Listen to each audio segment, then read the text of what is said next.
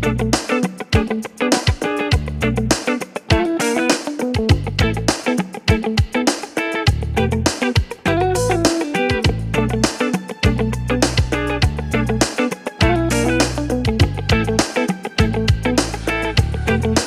श्रेणीर यह गणित कालांशरे समस्त को स्वागत।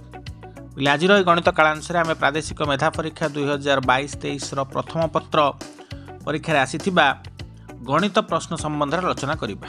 यार पूर्व कालांश मानक आम 1 नंबर ठारू 8 नंबर पर्यंत प्रश्न समाधान कर सारी। आज 8 नंबर पर अर्थात 9 नंबर ठारू प्रश्न गुड़िकर समाधान करवा।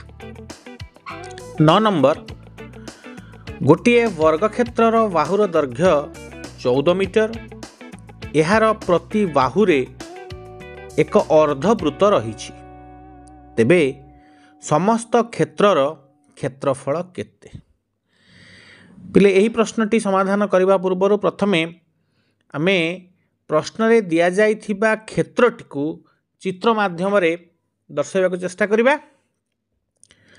14 मीटर बाहु विशिष्ट एक वर्गक्षेत्रटी यही रहिबो एवं प्रत्येक बाहुरे एक अर्धवृत्त रही।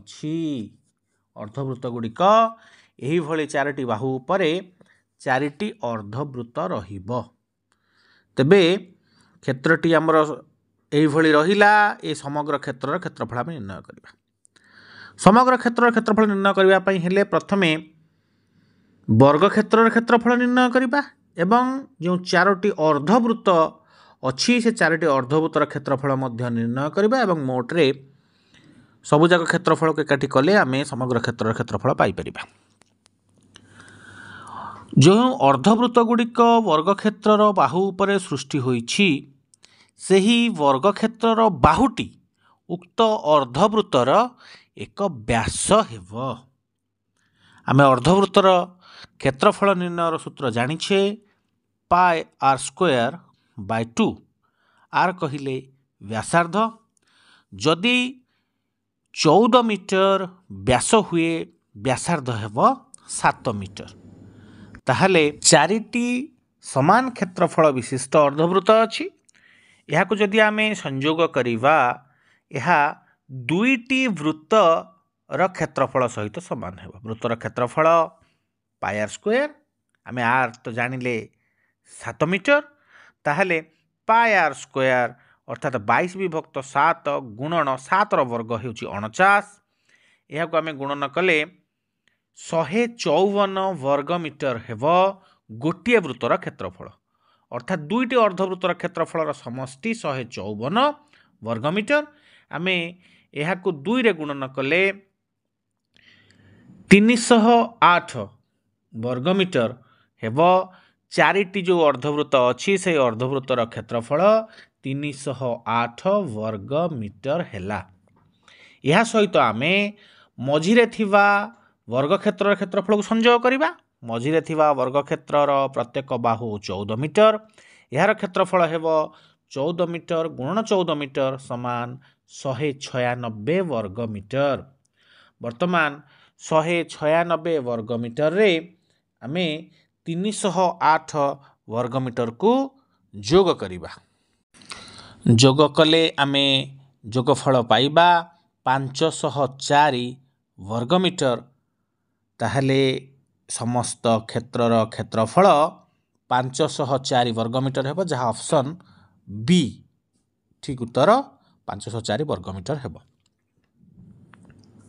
परवर्ती प्रश्न 10 नंबर 2 अंक विशिष्ट गोटे संख्यार अंकद्वयर समष्टि 11 अंकद्वय को ओलटाइले ताहा मूल संख्या ठारू 45 अधिक हुए तेबे संख्याटी केते? यहाकू आमे अति सहजरे ऑप्शन रु नहीं मध्य आमे उत्तर बाहर करि परिबा किंतु समाधान एही भली हेबो। 2 अंक विशिष्ट गोटे संख्या एवं एहार ओलटा संख्या मध्य जहाँ प्रभेद हुए ताहा 9 गुणितक होइथिबो निश्चित भावरे। एठारे प्रभेद हेउछि 45। आमे 45 को 9 रे भाग कले पाइबा 5। এই 5 ହେଉଛି 2 ଅଙ୍କ ବିଶିଷ୍ଟ ସଂଖ୍ୟାର ଅଙ୍କଦ୍ୱୟ ମଧ୍ୟରେ ଅନ୍ତର। ତାହେଲେ ଅଙ୍କଦ୍ୱୟର ଅନ୍ତର ହେଉଛି 5, ଅଙ୍କଦ୍ୱୟର ସମଷ୍ଟି ହେଉଛି 11, ଯାହା ପ୍ରଶ୍ନରେ ଦତ୍ତ ଅଛି।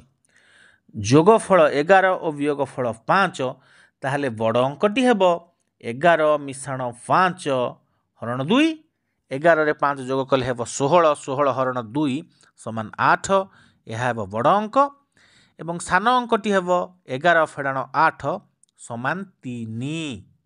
ଆମେ ସଂଖ୍ୟାଟି ବର୍ତ୍ତମାନ ନିର୍ଣ୍ଣୟ କରିପାରିବା। ସାନ ସଂଖ୍ୟା ହେବ 3 ଓ 8କୁ ନେଇ ଗଠିତ ସାନ ସଂଖ୍ୟାଟି 38। 3 ରେ 8 38 ହେବ ସଂଖ୍ୟା। ଉତ୍ତର 38 ହେବ। ଯଦି ପ୍ରଶ୍ନ ଥାନ୍ତା ଅଙ୍କଦ୍ୱୟକୁ ଓଲଟାଇଲେ ତାହା ମୂଳ ସଂଖ୍ୟା ଠାରୁ 45 କମ୍ ହୁଏ, ତାହେଲେ ଆମେ ସଂଖ୍ୟାଟି ଲେଖିଥାନ୍ତେ 8ରେ 3 83।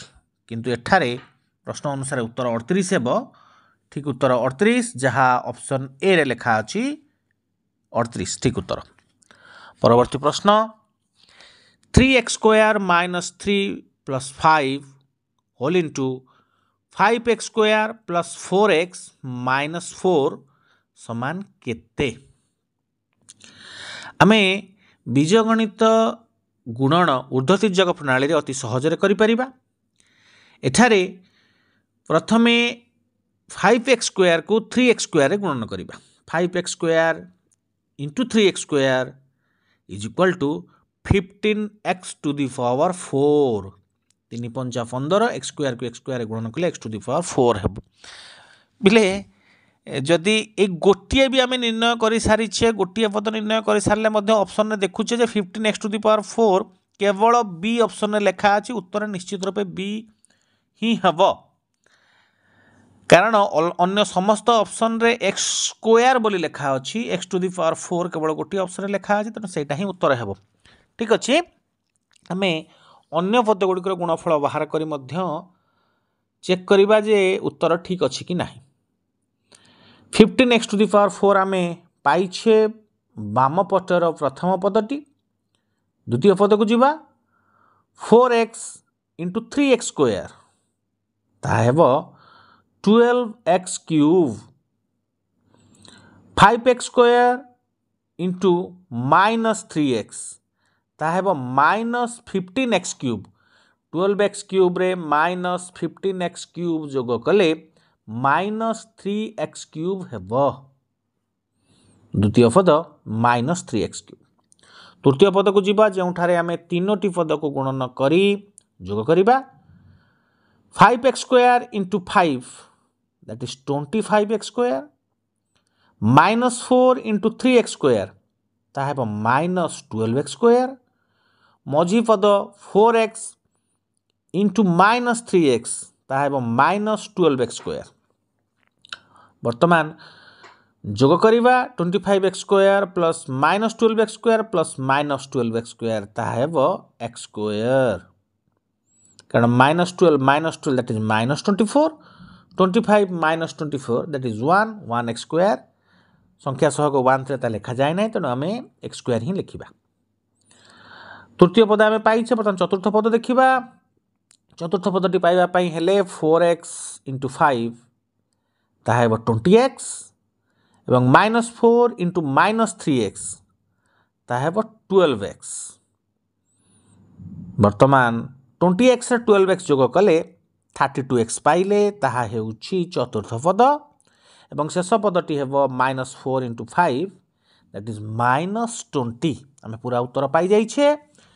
15x⁴ - 3x³ + x² + 32x - 20, ଏହା ହିଁ ଠିକ୍ ଉତ୍ତର ହେବ। ଅପସନ୍ ବି ଠିକ୍ ଉତ୍ତର। ଠିକ୍ ଅଛି ପିଲେ, ଆଜିର ଏହି ଗଣିତ କାଳାଂଶରେ ଆମେ ସପ୍ତମ ଶ୍ରେଣୀ ପ୍ରାଦେଶିକ ମେଧା 2022-23ର ପ୍ରଶ୍ନପତ୍ର ସମ୍ବନ୍ଧରେ ଆଲୋଚନା କରୁଥିଲେ। ପରବର୍ତ୍ତୀ କାଳାଂଶରେ ଆମେ ଏହି ଆଲୋଚନାକୁ ଜାରି ରଖିବା। ଆଜି ପାଇଁ ଏତିକି। ଧନ୍ୟବାଦ।